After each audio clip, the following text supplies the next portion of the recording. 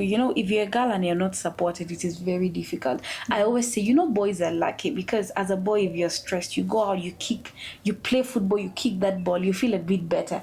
You get that PlayStation, you go with the other boys, you hike, you come in the evening. But as a girl, if you're stressed, you sit there washing utensils, and that thought will not leave you. It will still come back. Be washing utensils. I feel like most of us as Sudanese girls, we're used of the average girl. Like, we're just used of being there. Let me tell you an example. I was invited for a meeting somewhere, and it was our South Sudanese meeting. So I went, and there were very few ladies in the room.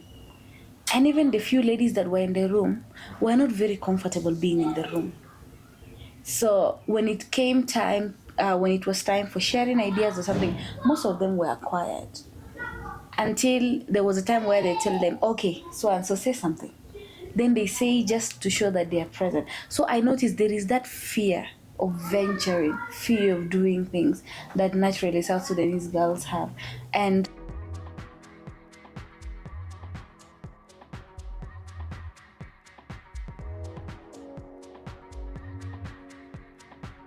welcome to another episode on the Redtablepodcast. Today we have someone young who is ready to inspire our young ladies out there, and she's compassionate about whatever she's doing. You're welcome. Thank you, Tina. Yeah, so I'm happy to be here.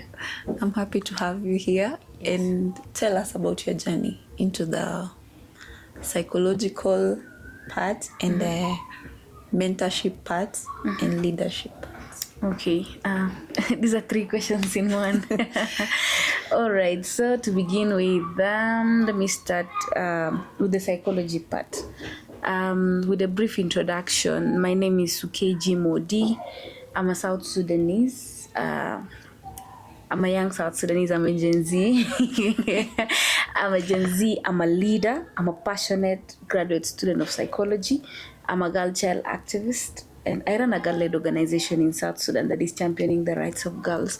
So let me begin from psychology. I love psychology. I remember way back when I finished my secondary education, there is always that battle of where else from here? Which course am I going to do? And because I did sciences, there were a lot of options. Yeah. As a South Sudanese kid, your parents already want to become... your mother wants to be called the mother of the doctor in the area. Your dad wants to be called the father of the doctor in the area. Yeah. And then interestingly, I remember I got admission at Juba University to the School of Medicine. I started there for 1 semester. But moving on again, I noticed my passion was very different. Medicine was a good field, but I noticed I loved understanding people. I was so much into mental health. I was so much into understanding social problems and bringing solutions. So at some point I felt being in medical school, yes, is a good idea, but I was not going to get what I want. So I felt like I needed to recheck that option, of which I'm glad I did on time.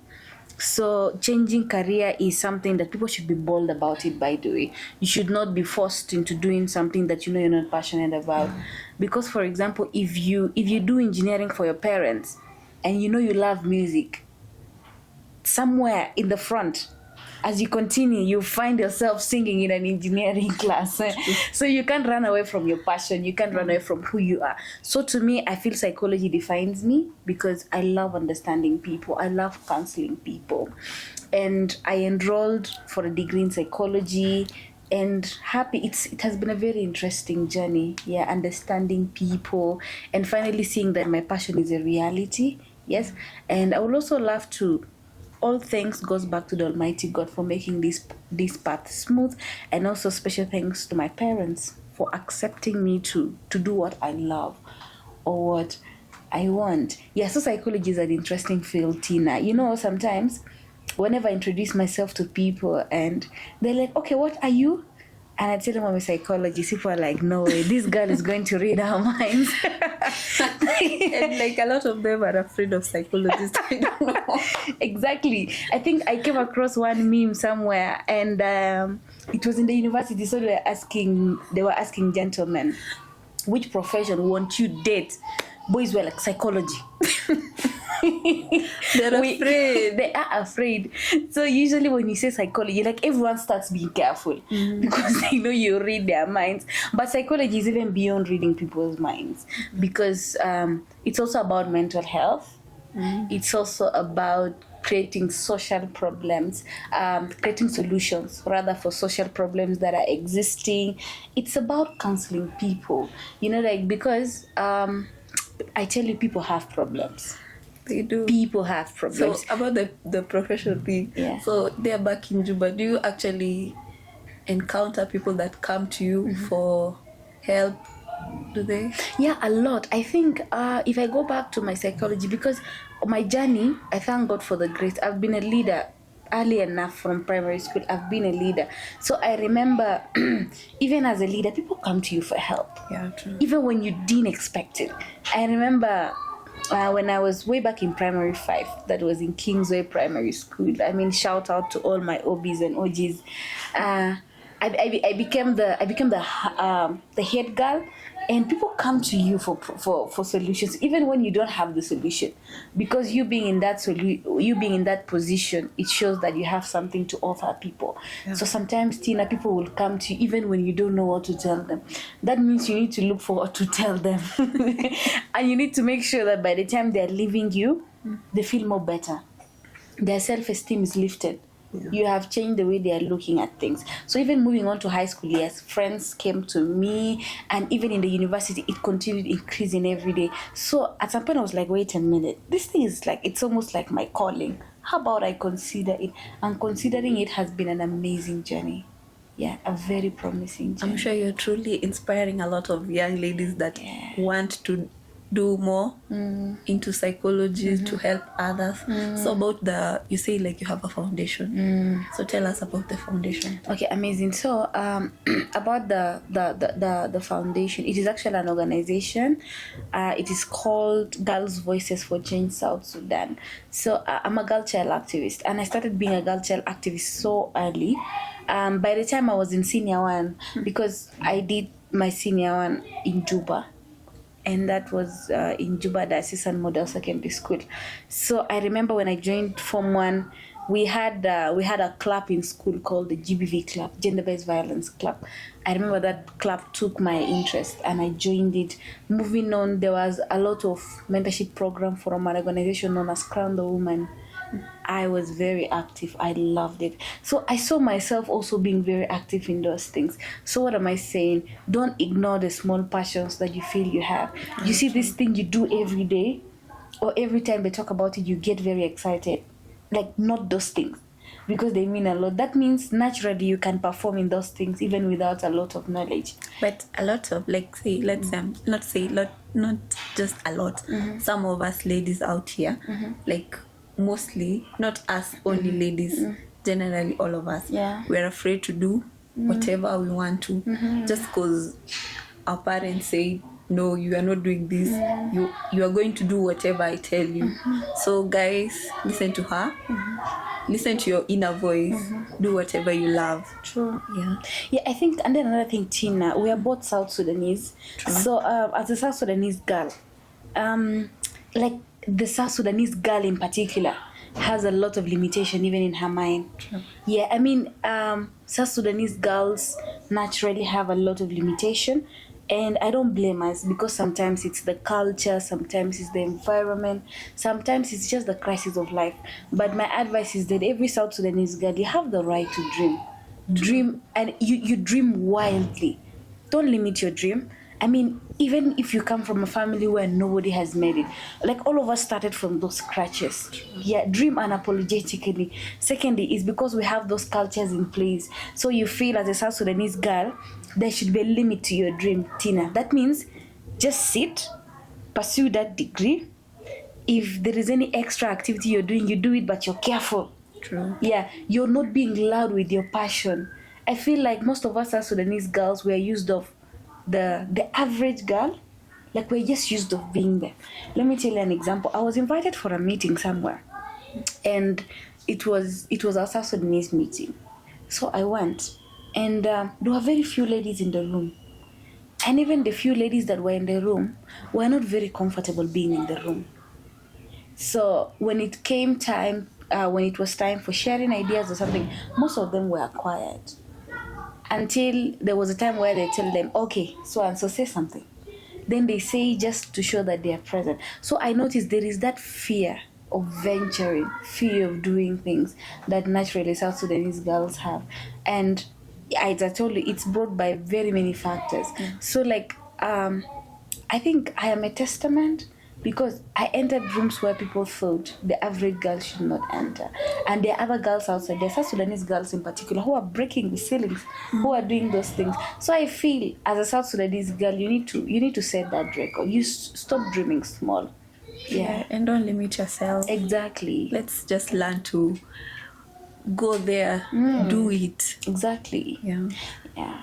So like about recently I saw like you won an award. Yes. So tell us about it. Amazing. So, maybe just let me connect the award to the organization I'm leading. So the organization is called Girls Voices for Change. Yeah, South Sudan. It's under SIHA Network. So SIHA Network stands for Strategic Initiative for Women in the Horn of Africa. So it's a bigger umbrella that covers the whole Horn of Africa. So there was an opportunity because I kept showing up every day. Fighting for girls is my passion. I grew up in a community that didn't have a lot of educated women, and I was uncomfortable with that. I felt discouraged. There were days when I was looking for a woman with a PhD from where I came from. It's so hard. Even you personally know that. It's really hard. Yeah. Yani, when someone gets the degree, it's the average and it is more celebrated. I don't know if you know that in some communities or families, if you want to do a master's, they're like, okay, what do you want to do with your master's? Imagine where are you going with it? Or even the degree itself, it's so hard. Like they just tell you know what, just go get married. Like the degree will come after. But that's not the thing. We just need to get the degree before even getting married. Maybe masters and PhDs we can continue. Like recently, I saw on TikTok there's this lady that actually graduated with a PhD. And everyone was so celebrating her and also the husband. And I felt so encouraged, like watching her. Even she has a lot of kids, but that one did not stop her. And that's the mind we need. That's the encouragement we need as ladies. Let's continue, do better. True. Me personally, sometimes when I come in the midst of friends or colleagues, people can have assumptions about you. Yeah, sometimes people see me, they think I come from a very learned community where maybe maybe 5 PhDs or something. No, not really. I come from a very humble background. I've seen women that have tried really doing their best, but you see where they stopped. That was where I picked up from. Yeah, like I remember in my family, my grandmother is a great pioneer. She never went to school, but she was a renowned businesswoman. She really did her best, and she educated all those of my dad, So moving on again, my other inspiration is my mother. My mother didn't study a lot, but she's a learned person. She went to school, but by then, long time ago, there is that level where you start and then they're like, hey, you're already a big girl. Do something with your life. Leave this issue of books. But then she has always been an inspiration. I remember my mom always tells me, the education I didn't finish, you guys will finish it. Yeah, which I feel is something good. Yeah, and then like looking back at that background gave me an inspiration. So like girls you need to be empathetic with your background, connect to your background. If you see something that has never happened in your background, make sure you become it. And dare it, do it with all the strength that you have. So back on point to the organization and the award. So the organization is currently functioning in Juba. I have a whole team of about 10 girls that are in office with me, and I'm being assisted by my deputy. She's called Abuk Franco. She's like my first hand, because sometimes the question is, how are you in Kenya and the organization is functioning in Juba? Yeah, so Abuk is really helping a lot. And then like in a year we have like 2 major reach outs. So we always go out, we choose a theme for the year. Like I remember last year by this time I had to go back home, and we did a reach out on menstrual health. We reached out to 3 secondary schools. Each secondary school decided to give us 80 girls each. We had intensive mentorship session, because in South Sudan the average girl only sees her menstruation, but she's not being told what is coming. The average girl, when she sees herself approaching puberty, her breast is growing, she's only interested about getting married. Actually, our parents usually don't even enlighten us about it. So like you see, like, back home, maybe your parents, they were not that learned. Right. So you just received your menstruation, you're just there.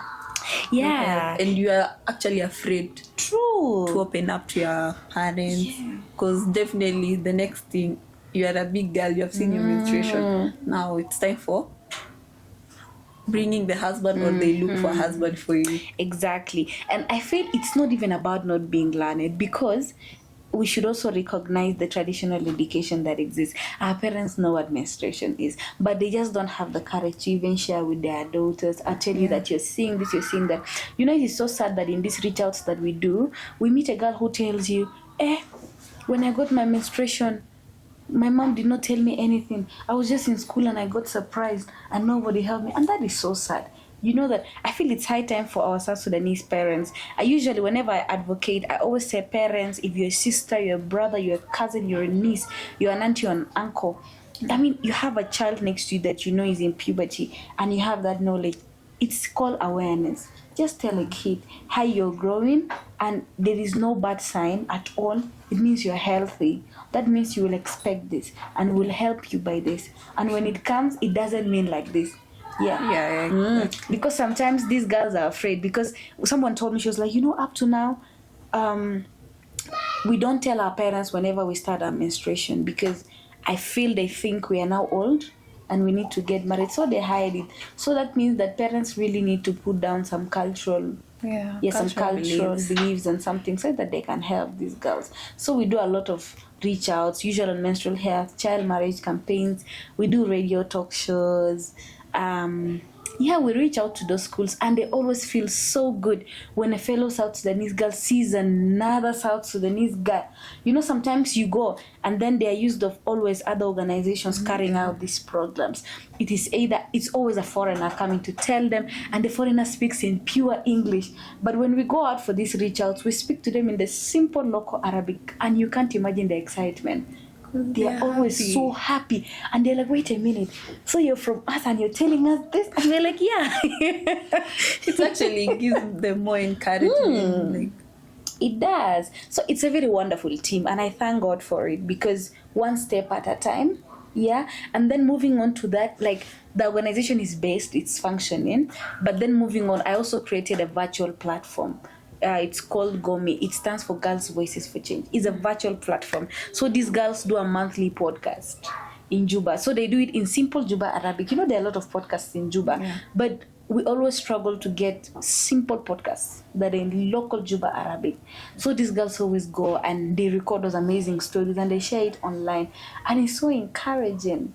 We love it. We love seeing girls going out there talking about their journey and whatever they went through, rather than just keeping it to themselves. Then later on you start stressing out.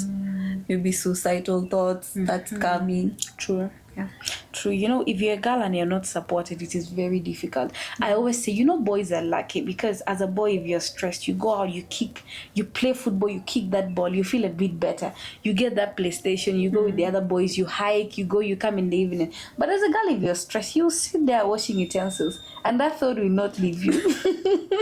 It will still come back. Be washing utensils, learn how to cook different glass.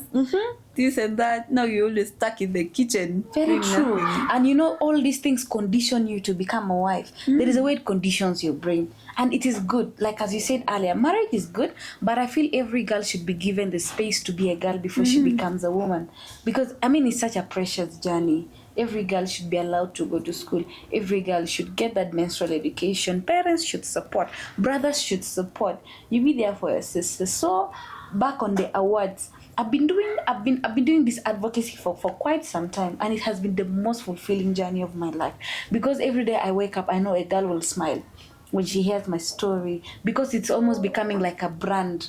You know, when we go and we do this reach out in schools in Juba, I talk to so many girls that when I come home, I don't remember the face of every girl. So one time I go somewhere and a girl pulls up to me and she's like, "Hi, so and so, hi Sukeji, I know you. You came to our school," and I even don't remember her. And I'm like, "Wow, yes, I know you. I came to your school." What did I talk about? And she'd be like, "You spoke about this. Now I'm happy. I feel confident. I'm no longer ashamed of myself. I embrace my periods. They wanted to marry me off. I spoke to my parents and they changed the idea. I want to become a doctor." And it's so fulfilling. It's such a beautiful nice. journey. Like, you're just there, standing, smiling, hearing whatever you did, encourage someone. It's really nice. Yeah. It's inspiring a lot. So Very true. So it's a beautiful journey. So coming back to the awards, the awards, I must say, it has been one of my beautiful highlights for the first 6 months of the year, because I understand next month is just tomorrow. Yeah. So I didn't see it coming. So this award is called the East Africa Girl Lead Summit. So the summit was there, the summit was done, but then inside the summit there is something called the East Africa Girl Leads Award. So what they do is that they look out for girls in East Africa who are driving change and inspiring. So they create categories like under gender equality, categories under health and wellness, under sports, and then fellow girls vote for you. So I remember one afternoon I was seated and I was texting a friend just for fun, and then she told me hi. She's also an activist for girls, but she's a Kenyan. She runs her organization. So I was like, "Hi, Magdalene." She was like, "Hi, congratulations." I said, "Congratulations." For what? She said, "You've been nominated." I was like, "Are you sure?" She said, "Yes." She sent me the link. I didn't know. Only to check, I was actually nominated about a week ago. So voting had already started. I was so excited because seeing a whole region recognizing your work is something big. And this is something that I have been doing so passionately, so selflessly. When I was in high school, I was juggling schoolwork and then also juggling advocacy beside. Even getting to the university, schoolwork here, and then doing the advocacy that side, running for programs up and down, doing this and that. So I felt so fulfilled. And the only thing in my mind was like, I want the South Sudanese girl to see this and be like, yes, I also want to do this. I also want to do that. Because usually when I get those young girls who tell me, "Hi, so you inspire me," I tell them, "All right, it's good I inspire you, but I promise you're going to do better than me." Yeah. Because you see, this one that you're admiring, this will be the least level for you. As for you, you'll even do better than me. True. So the voting happened, and under the category of health and wellness, we were actually 3 with my colleagues. So I was the only South Sudanese in the entire nomination. Wow. Yes. So we had Kenyans in, we had Congolese, we had people girls from Uganda who were also nominated. So it's organized by Girl Up Kenya. Yeah, Girl Up Kenya is also an organization here in Kenya, of which I feel it was a good thing because it was the inclusivity for me. And it was also a demonstration of unity as East Africans. True. Yeah, because if South Sudan was not nominated, I think I was not going to be happy. And I was going to ask, guys, are we really part of East Africa? But when I saw that South Sudan was nominated, I was looking for another South Sudanese, but I didn't find any. Let me tell you, I think like these organizations, a lot can start, then later on they go silent. Yeah. Because I remember back then when I was still in primary, I used to hear like a lot of foundations, organizations are being held, but now you can't even hear them. Very true. They are no longer existing anymore. So you just stay like for a few months, someone else comes up, they help, yes.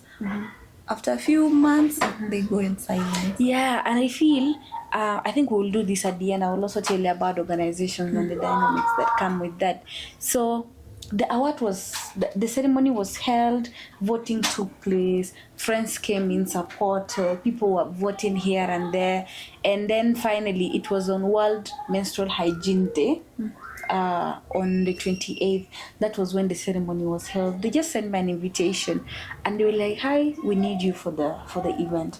So I was like, "Hey, why not? I mean, it's World Menstrual Hygiene Day, and we're talking about menstrual health." Of course, I pulled up. I was there, and when it was time, I was actually announced the winner, and I got a very beautiful award. So actually, when I got my award, they gave me an opportunity to speak, and I spoke very few things. The only thing I said, I was like, I'm dedicating this award to every South Sudanese girl. Every South Sudanese girl outside there. I'm dedicating it to her because her dream is valid and the world is watching her. Yeah. I feel most girls may get discouraged because you might go for a campaign today, talk to girls today, and maybe the organization collapses or the organization doesn't come back to you again. But then what do you do after that? Yeah, so most of them go silent there. True. Forgetting the truth that for everything that you do, the world is watching you. Yeah, the world is watching you. And let me just surprise you.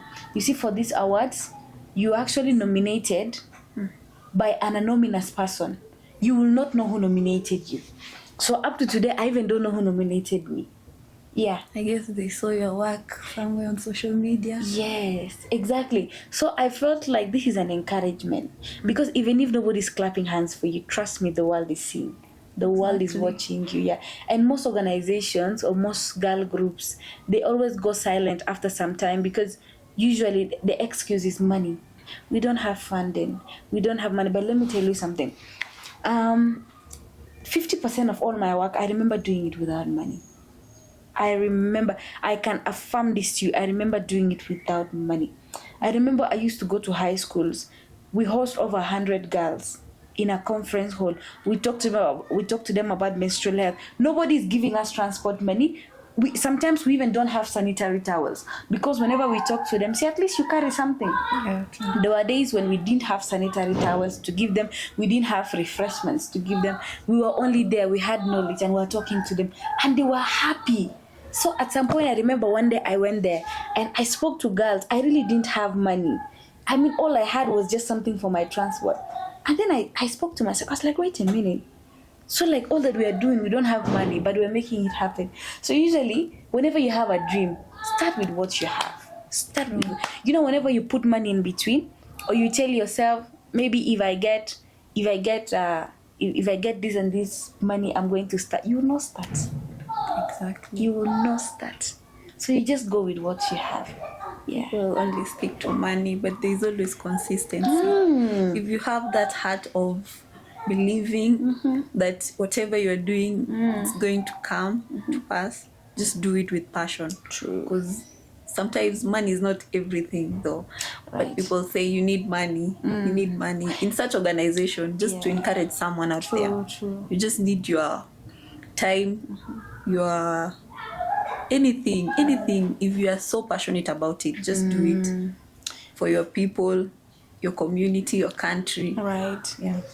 Yeah. And then I think one of the common questions I always get from girls is that, but how do you even start? Or how did you get here? I feel the first thing is this. Have a passion. Don't make it a source of income. I remember when I was passionate about girls, I volunteered in a lot of programs. There were programs where everyone was paid, but because I went as a volunteer, I was not paid. And it was a decision I took consciously. I went there, I knew I was going as a volunteer. So one of the hacks is that, number one, get it as a passion. Yeah, get it as a passion. And get a personal conviction. Build a sense of purpose around it so that it doesn't look like someone who is driven by a specific interest. Because if you're driven by specific interest, you're not likely to last so long. Time will come when you'll actually be tired of chasing that thing. Yeah? So when you get that passion, secondly, volunteer. You heard there is an opportunity, volunteer. There's a conference somewhere, volunteer. They're talking to girls, volunteer. Sometimes, I remember, we could be in school and then we go and talk to our senior woman teacher. We go and we tell her, Madam, we want like 30 minutes. Because we in my school, I remember in my high school, we used to have those girls meetings. So I noticed whenever we had them, it was the female teachers who came talking. And sometimes the girls don't relate so much. When your female teacher is talking, it looks like your mother who's always condemning you in the house. She comes and she tells you, they come and like, you girls, leave those boys. You're always... And you're like, no, I'm not taking that advice. You're condemning me. But then, when a fellow girl comes and tells you, hey guys, I noticed there is something about our body like this. And you're like, yeah, it's true. It becomes a peer conversation. So sometimes, I remember going and asking for these opportunities with some few friends, crazy friends who believed in this dream. Yeah. So I remember when I was in that, my amazing friend Elizabeth Aguil was with me, and we could go and we just do these things. We asked for permission, we collect those girls, we talk to them. And funnily, they started liking it. Because I remember the first time we started this talk, some of the girls were like, what do you guys want to do? Are you sure anyone will even listen to you? Yes. So if you're doing something right, just insist. Time will come when they'll be like, okay, you see even that courage to go and do it when all of them are sitting. You're that change they're waiting for. So it's such a beautiful journey. I dedicated my award to every South Sudanese girl who has a dream. Because I remember being a South Sudanese sometimes feels like you just closed in that country. You turn this side, economic crisis. You turn that side, so and so has gotten pregnant. You turn this side, your friend is married. You turn this side, this and this thing. So I feel like a lot of girls nowadays are so much into such pressure. Exactly. There is always pressure. Like everyone wants to perform. Like there is that frustration that comes naturally. But the truth is this, the world is watching you. Yes, the world is watching you. They will nominate you for bigger. They will nominate you for things until you yourself you get surprised. You'll be like, so these people have been noticing what I'm doing. Yeah. But also I want to say another thing that I think has also been an accelerator is for you to get mentors. It's important. Get mentors. Me, I got mentors in that space. As a young girl, I got girls who were already... ladies rather, who were already working in those organizations. So sometimes when you even frustrate, you're like, am I really doing the right thing? You talk to them, they tell you, hey, you're doing the right thing, keep pushing. And you keep pushing. I feel also another thing that is significant is social media. I remember whenever we go for outreach, we take photos. And what do we do with those photos? I used to be the type that couldn't post things. Yeah, I'd be like, no, I don't know. It's not humility. It was just like the fear of surfacing. Or just being outside there. But I feel time came and it was significant. I noticed what I was doing was important. If you can even check back to some of my old photos with the girls, like even the camera was not clear. It's just like those humble beginnings and everything. So I dedicate it to every girl. So post what you do on media. Post your passion on media. Write about it. Make videos about it. Sometimes when I go back to my Twitter, I see some videos and I'm like, wow. So we had gone to this place and that place. Yeah. And nowadays, if you're applying for opportunities, Tina, they always ask you for social media handles. True. Because if you're passionate about it, you will write about it in the social media handles. Yeah, so... And I'm sure like a lot of girls out there might be asking, did you have any fears? And how did you overcome your fears? Yeah, so they will definitely want to know, like, how did you come out of fear, if you had any? How did you... True. Hey, if you talk about fear, I think I had a bunch of them. It's not like I had any. I had a lot of them. I think one of my fears was beginning it. You know how you look in the midst of your peers? Like, why do you want to look like the most serious one? Imagine. And we are all in this. So, but I had that because even what helped me to overcome this fear was having crazy friends who would believe in that vision. I remember, as I told you, my friend Elizabeth was there for me. I tell her, Elizabeth, let's go talk with the senior woman teacher together. She'd be like, yes, it's true. Let's go. And we just go, we talk to her and we are given that opportunity.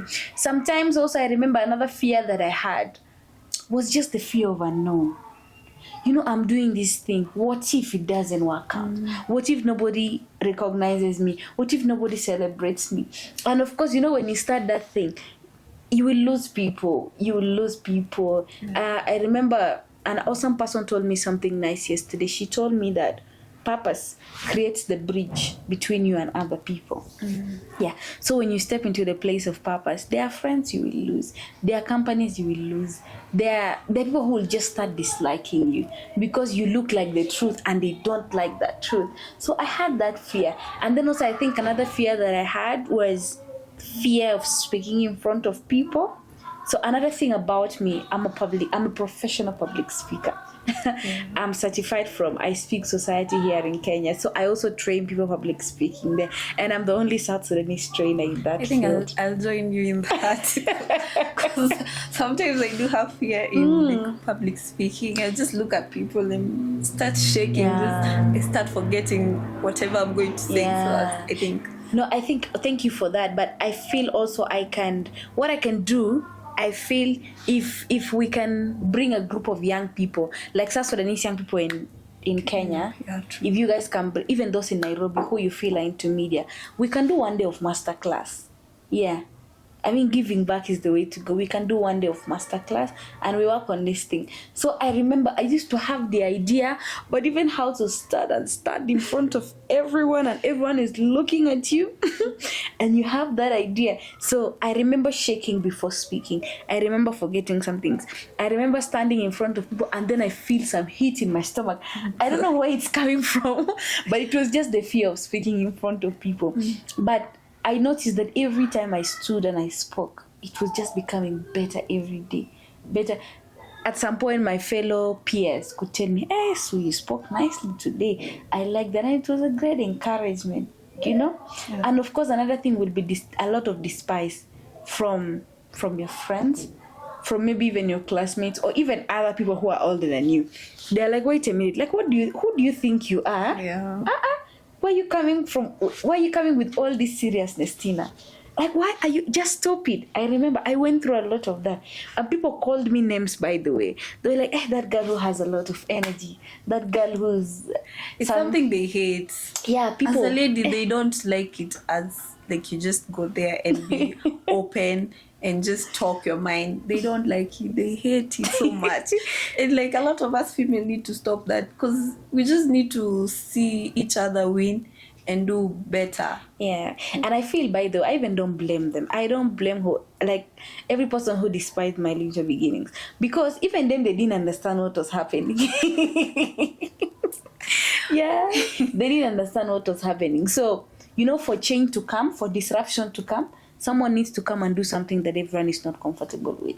And I think that's what I did. And I thank God for that grace, starting that new thing. With time, 2 years or after a year, the same people who I felt were despising me, they come to say, "Hey, I'm proud of you." And I'm like, "Thank you." But then also I click back and I notice you despise me. But of course, when you're doing something right, it will always go good. Yeah. I'm sure like there have been challenges on your journey. How did you overcome them? Okay. Challenges on my journey, yes. And how did I overcome them? Number one is I'm a born again Christian. Oh my God, I so much depend on God. So one of the challenges I feel every young leader will face, or a girl in particular, because for us girls, naturally, nature tells you that you're weak. Naturally, you're weak. And of course, we are helpers, the same way the Bible puts it. So the Bible views the man as masculine and powerful. But at some point, our power is not just revealed. We find our power in the place of purpose. Yeah. So I think for me, it has been depending on God. Sometimes I feel like, even when I'm running this initiative, there are days I feel lost. Like, wait, we're supposed to do this, we have not done it. Oh my God, I feel discouraged. But then if I go to the place of prayer, I pray, I shake it out, I feel good. I read the word of God, I get an encouragement. Even I remember when there were people who misunderstood what I was doing. When I go back to the Bible and maybe the Bible says, the righteous will be persecuted. That's an encouragement. I'm like, God, you see, the same way Apostle Paul suffered. He was doing the right thing. So even me, I'm not giving up. I'm doing it. So I feel the word of God has been very instrumental for me. Yes.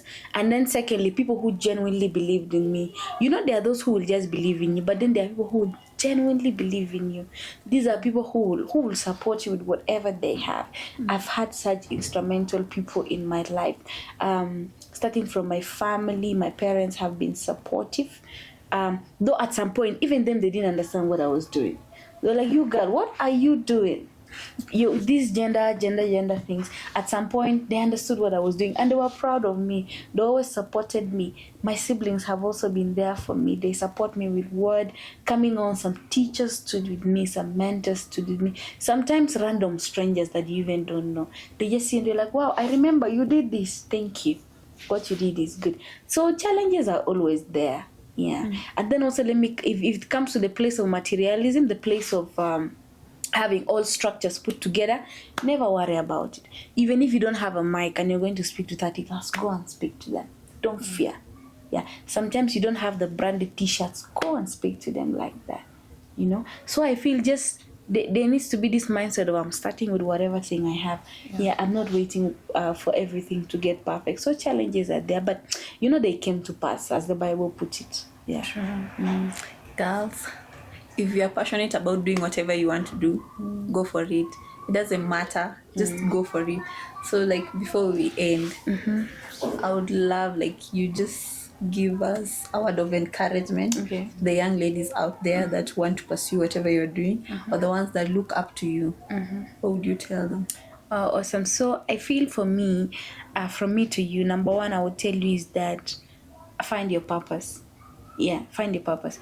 And you see, purpose, usually people misunderstand purpose for one thing like this. Like, for example, I have friends who are doing well in other fields, like even music.